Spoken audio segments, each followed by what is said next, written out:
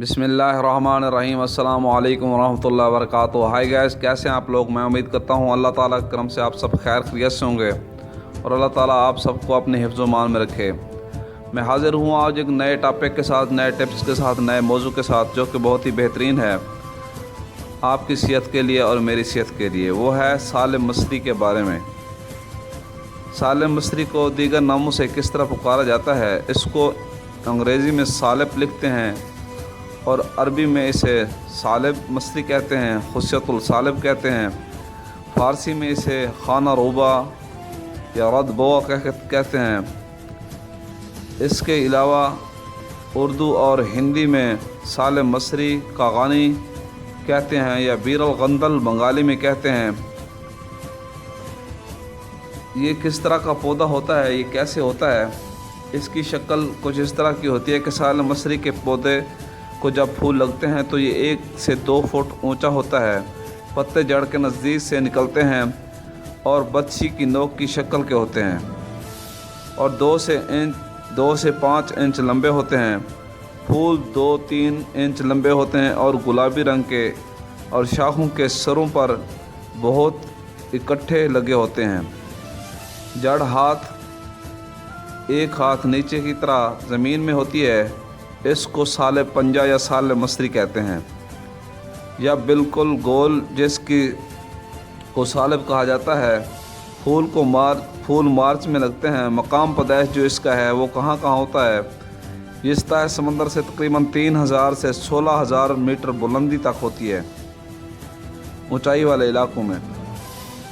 ये हिंदुस्तान, पाकिस्तान, अफ़गानिस्तान और मिस्र, रोम में पैदा होती है। मशहूर जो है वो मिस्र की है। ज़्यादातर इस्तेमाल हुक्मा और हकीम मिस्र ही की करते हैं। इसकी इकसाम कुछ इस तरह की हैं। सालिम मसरी की कई इकसाम हैं। सालिब हिंदी, सालिम मसरी, सालिब पंजा, सालिब लाहौरी, और इकसाम में एलोफिया वगैरह भी कहते हैं इसको। इसका मिजाज कुछ इस तरह का है। ये मुवालिद और मुगल्लज़ मनी है और मुसम्मन बदन है और मक़वी असहाब है।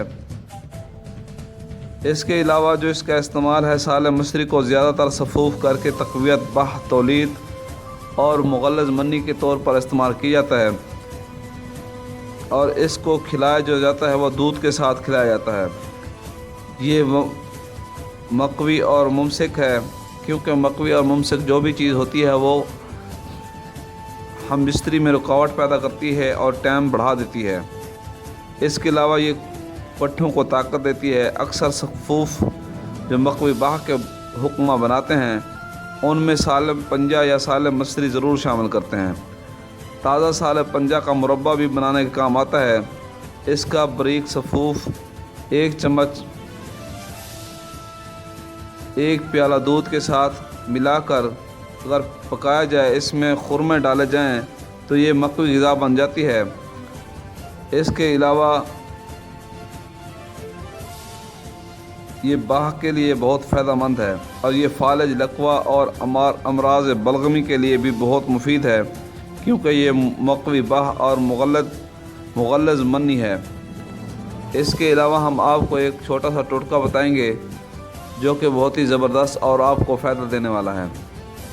ये नुस्खा आज़मूदा है। ये अज्जा के हिसाब से सस्ता और ताकत के लिहाज से बहुत कीमती है उन लोगों के लिए जो इलाज करवा कर थक चुके हों, लेकिन बात जो कि तू भी ना होती हो और मायूस हों, उनके जहन में मायूसी घर कर चुकी हो और शर्मिंदगी का सामना हो, छोटी छोटी बातों पर चिड़चिड़ापन आ जाए, किसी की भी बात अच्छी ना लगे और हर वक्त टेंशन में, सर में दर्द रहना, बीवी को मुतमईन ना कर पाना की वजह से घरेलू लड़ाई झगड़ों की दलदल में फंस जाता है। मायूसी मुकद्दर बन जाती है और बात तलाक तक जा पहुंचती है। उनके लिए ये टोटका बहुत ही ज़बरदस्त और फ़ायदेमंद है और सेहतमंद है, और हशाश बशाश रहने के लिए ये नुस्खा लाखों रुपए से भी ज़्यादा कीमती है। जिन्होंने मुश्तनी या अगलाम बाजी की हो, इनके भी बहुत बेहद फ़ायदा देगा। उनके पट्ठों को बेपनाह ताकत देकर नामर्द आदमी को भी मर्द बना देता है।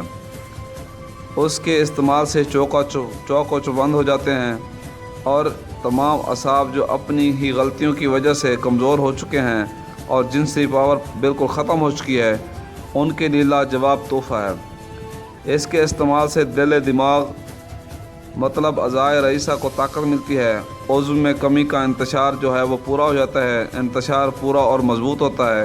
یہ اللہ کی رضا کے لیے لکھا ہے تاکہ جن گھروں میں یہ لڑائی جھگڑے جنم لے چکے ہیں یا جن کے گھروں میں بات طلاق تک جا پہنچی ہے، انہی کی وجہ سے جن کا مردوں کا انتشار پورا نہیں ہوتا یا رکاوٹ پوری نہیں ہوتی، جو اپنی بیویوں کو خوش نہیں کر پاتے، ان کے لیے زبردست ہے۔ اس نسخے کو استعمال کرنے والا آدمی کبھی بھی بوڑھا نہیں ہو سکتا۔ اگر اس نسخے کے ساتھ ساتھ آدمی ورزش کا معمول بنا لے، روزانہ غسل تازے پانی سے کرے اور ہر 6 ماہ بعد جلاب لے، یعنی کہ اپنے معدے کی صفائی کرے، ایسا آدمی کبھی بھی بیمار نہیں ہوگا اور بیک وقت 4 بیویاں رکھنے کے قابل بن سکتا ہے۔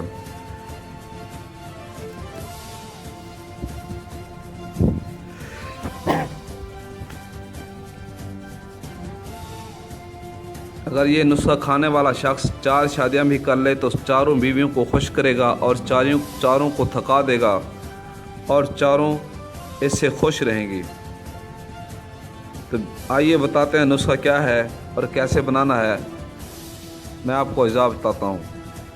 نمبر 1 پر ہے برادہ کچلا مدبر 1 تولہ، جیفل 4 ماشا، جلوتری 4 ماشا، عطر کراہ 4 ماشا، لونگ 4 ماشا، دار چینی 4 ماشا، الائچی کلاں 4 ماشا، ریون چینی 4 ماشا، درازاں جسے فلفل دراز کہتے ہیں 4 ماشا، موئز منقے میں گولیاں بنا کر بقدرے بیر کے برابر 1 گولی صبح 1 گولی شام ہمراہ دودھ کھائیں۔ یہ نسخہ 40 دن تک استعمال کرنا ہے۔ اس کے بعد آپ نوجوان ہو جائیں گے، چاہے بوڑھے ہیں یا جتنی بھی عمر ہے۔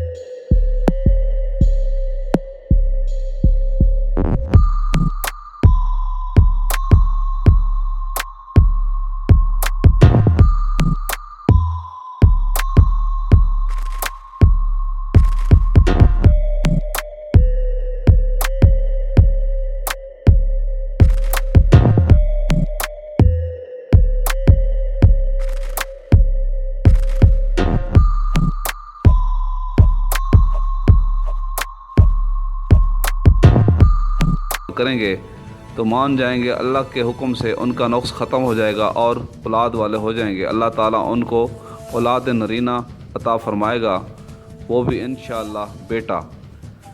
ملتے ہیں اگلی ویڈیو کے ساتھ، دعاؤں میں یاد رکھیے گا۔ اللہ حافظ، فی امان اللہ۔